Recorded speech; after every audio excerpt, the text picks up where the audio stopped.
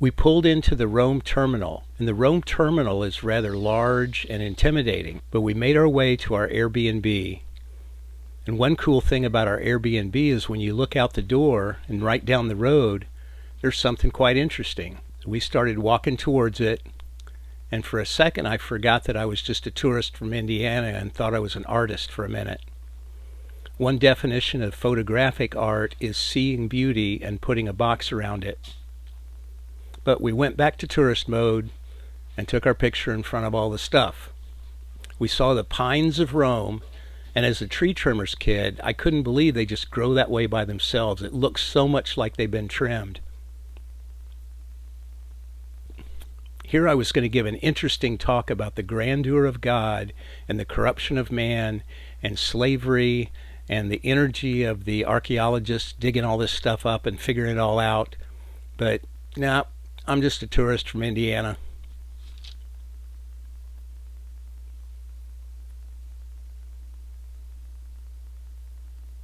We did have good conversation at supper on how we felt about the place and what we thought about the place.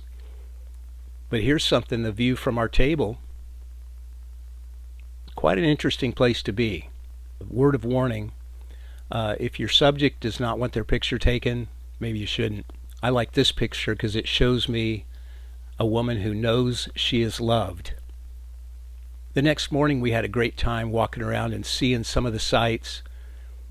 The free water fountains. With the money you save on buying bottled water, you can throw some coins in the fountain. This beautiful plaza gave us interesting things to look at as we walked around, and a wonderful restaurant. What a great Roman experience. That afternoon, it was time to get on the train and make our way to Civitavecchia, the port city of Rome.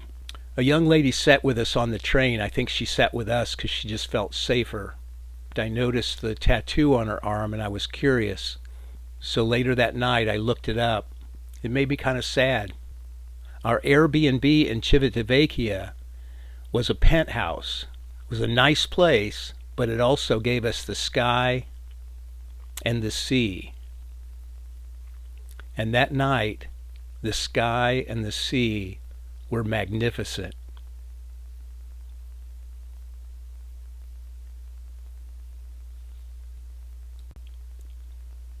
That penthouse view also gave me a chance to watch the cruise ships preparing and setting to sea.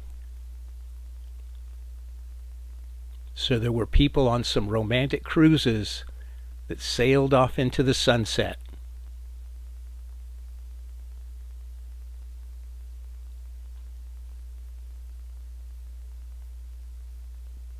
What a wonderful place to stay.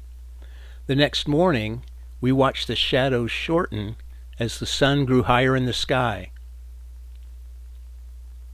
We headed towards the cruise ship and looked at things along the way. I'll have to make a picture puzzle out of this person's laundry.